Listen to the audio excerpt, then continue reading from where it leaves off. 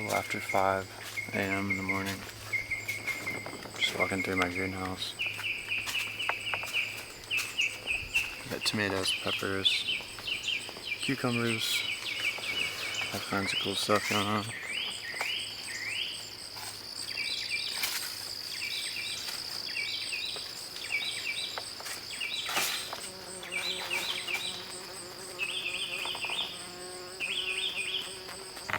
This is my dad's farm in Kilmarnock, Virginia. It's been a really fun project to work on this year. The guy who owned it before kind of introduced a lot of permaculture type principles to the land here. A lot of interplanting, different types of trees, hardy varieties, blueberries, blackberries. We put up a greenhouse, learned a lot, tarped a bunch of the ground here. We're not doing any tilling. We just use a lot of mulch. And it's been a fun project to have apple trees. I've been able to make cider this year and pick a bunch of blueberries. It's kind of neat. I'll show you some of the ways that he kind of interplants fig trees with blueberry trees with and then kind of how we're setting it up for produce to grow in between and allow like pollinators and other beneficials into the system.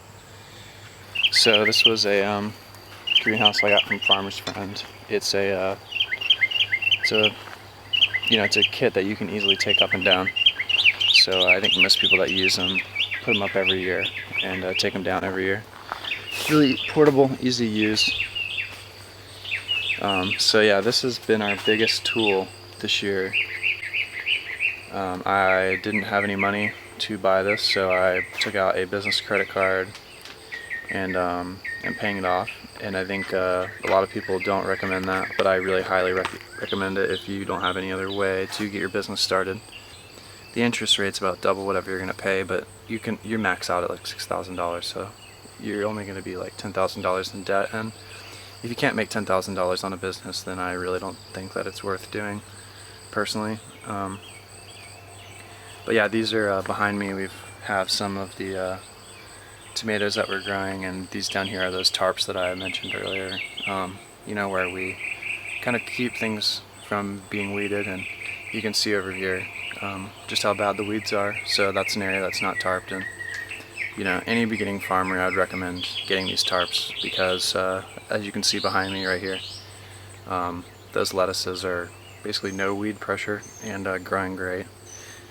We've gotten 4, 5, 6 cuts off those, and next to it we're pretty much losing a crop. So if you're starting a farm, go ahead and just get yourself some tarps before you start. You're gonna save a lot of time and ultimately a lot of money, and you're gonna make a lot more money. A lot of what we're doing here is just asking questions and figuring out why things grow the way they do. One of the biggest things I've been wondering is, what does it look like to be a modern day farmer today? Is it possible? Is it profitable? Coming out to Virginia this year and farming here has been quite a different climate than what we're used to farming in San Diego. Having a greenhouse has been quite a change for our farm. It's probably one of the biggest benefits that we have this year. Things just grow quicker, more effectively, less water, more protection from what I found is pest and disease and any type of like mildew or overwatering. It also keeps everything really humid. Any new farmer, I would recommend having some money set aside or finding someone that's willing to give you some. You need like a little bit of land. I would say your key components are some type of greenhouse.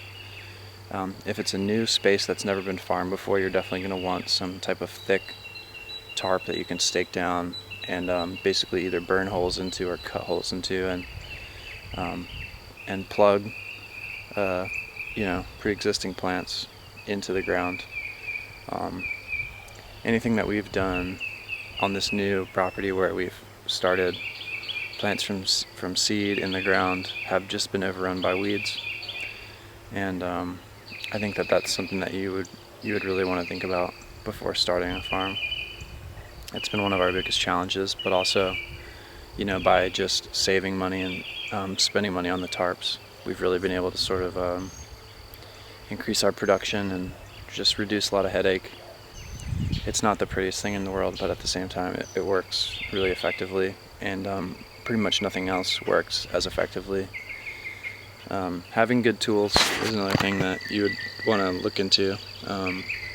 We have a tilther, which is a tiller, small tiller, powered by a handheld drill that allows us to basically form beds for the first time, and also form beds in between crops rotation, and get crops out of the ground quicker just by kind of tearing it up and putting the crop back into the ground. Also, like putting compost on top and then tilting it into the dirt. That's been a major change in the type of germination that we've been getting. We've been getting a lot better germination because of that. So you definitely want to have some of the right tools to start your farm. You also want to think about where you're going to sell it, who you're going to sell it to, and you want to think about having enough of something to really sell. So farming's quite a bit different from having a backyard garden. Backyard garden, if you're just feeding yourself, there's no consistency at all. So I think planning your farm to be consistent is really important. I think it's really underrated for beginning farmers to be consistent. It's just going to increase your reliability to chefs, and you're going to get called on a lot more if you're consistent with any crop. I would recommend doing microgreens to begin. It's not a glorious crop. It's not like your American dream type of red house on the prairie type of thing, but it definitely is a way to start your business quickly and establish some type of rapport with chefs, especially if there's not a lot in your area. I think it's a really good way to get people interested in what you're doing, and start posting pictures of it or something.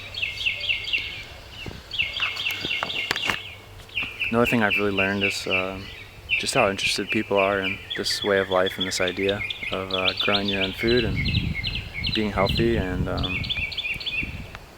it seems like there's like a another renaissance happening where people are starting to come back to this idea that's important, and realizing that we can't keep polluting and we can't keep spraying pesticides on the fields forever, and that eventually all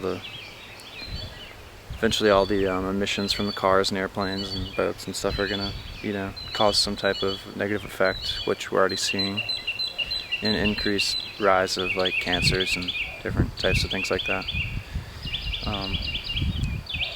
But yeah, it's cool to see kind of like consciousness rising in people overall.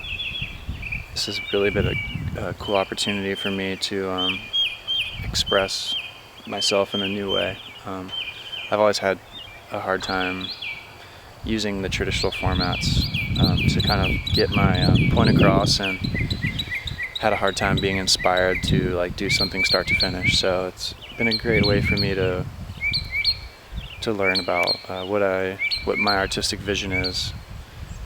I would like to call it a living sculpture, one that will continue over the next years, and for me it's not as much of like a commercial farm as it is like a sculpture that people now or eventually would be able to come and experience. And I would want people, even people in New York and across the world, to view it such, and to be able to talk about it in a way that they would talk about a